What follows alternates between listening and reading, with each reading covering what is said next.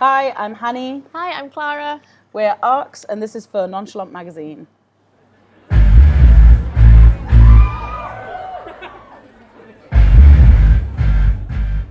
Today we are on the UK leg of our UK EU tour. We're about 4 weeks in, 1 week to go. Tonight, where are we playing? We're at the Lafayette in London.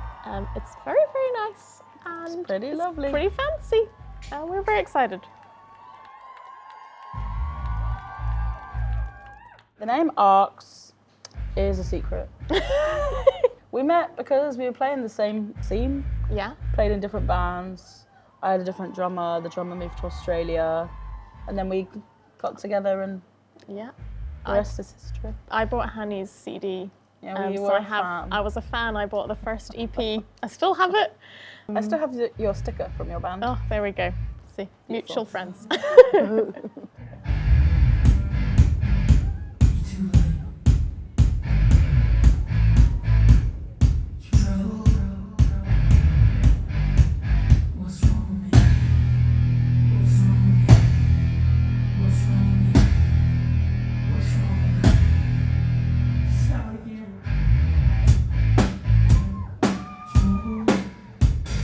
So on this tour we're playing our new record, Good Boy, the queerest thing we've ever made. I think it became queer, or it is queer, because we made it. I don't think, there was no intention to do so, but being a queer person, being a non-binary person myself, the art we make is going to be inherently queer.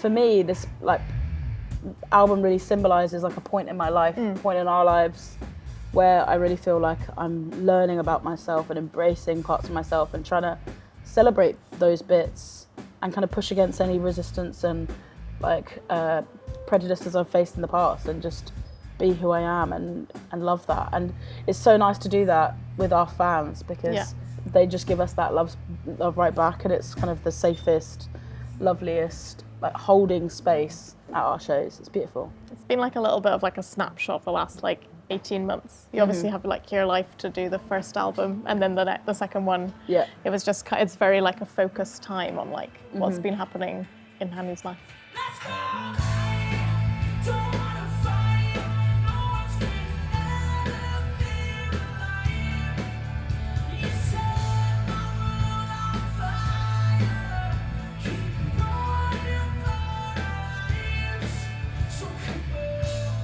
So we just toured with Fletcher.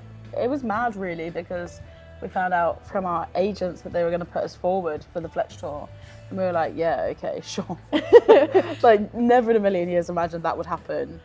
And then it did. It was the most fun tour. She was so lovely, her crew was so lovely. And we just had, every night we were kind of just wow, this is absolutely nuts. And we couldn't really believe it was our life. So we had a really, really fun time. And the audiences were so lovely. It was the exact kind of audiences that we would love to have. And we met so many amazing people and played in so many places that we never played. So that was really fun.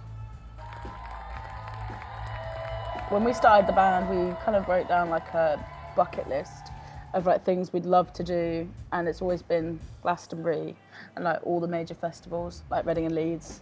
And this year we planned a really chill summer, barely anything. We booked this one lesbian festival in Lesbos, and we were that's probably pretty much going to be it.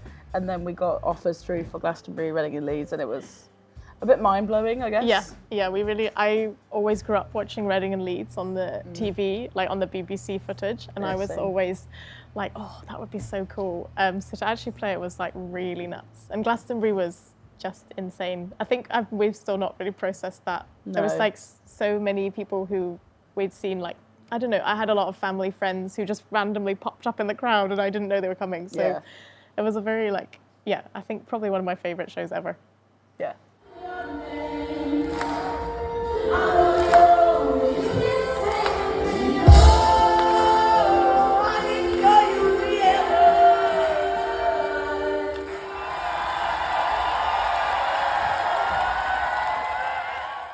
This is a song, great, and it's called Like Hell.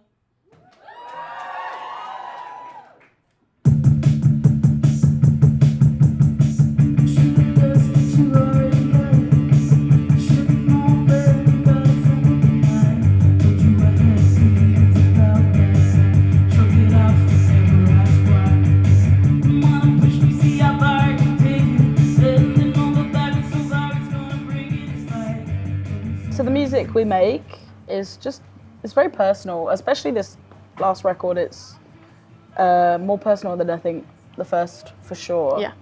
And it's just about like our life and our experiences, and kind of like a big thing that's come up for me in the last few years has been like learning about more about my gender and coming out as non-binary.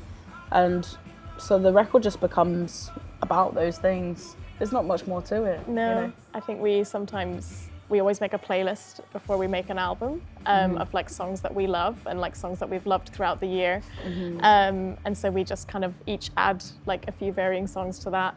And it was quite different from the first one. We never really go in with like a set plan of what's going to happen. Yeah. We always just, whatever happens, happens. And it's never like with the playlist, it's like, it's always about the energy that song brings. It's not about, oh, we want to sound like this person, we want to sound like this person. It's just, this song makes me feel this way, like that, and I want to write music that makes me feel this way. And I think like playing with people like Fletcher, like Muna, really was a massive part of that, because you go to those gigs and you just feel like, I don't know, just felt like lifted. It was so joyful. Like and you would just look into the crowd and everyone is having that same experience. It's so like, it's a really beautiful time.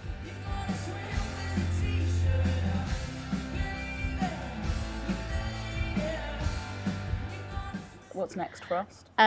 We have 1 week left of tour, and we're very excited. We end in Dublin, and then we go home, and we get to play our biggest ever hometown show in Brighton, which is a dream venue. And then we're going to have a month off. Because we've not really had a day off in 2024, so we're going to take a whole month off. Apart from those 2 gigs that we're Apart playing. from those 2 gigs, sorry. And then, we don't have any huge like set plans for next year, but that's very exciting. I think we're going to figure that all out. But we've decided that no planning is going to happen whilst we're on tour. We're just going to enjoy it, and then once we're back, we'll plan doing the next thing. But I'm sure lots of touring. I'm sure a lot. Yeah. I think we'll have even less time off next year. Yeah. That's cool. Great.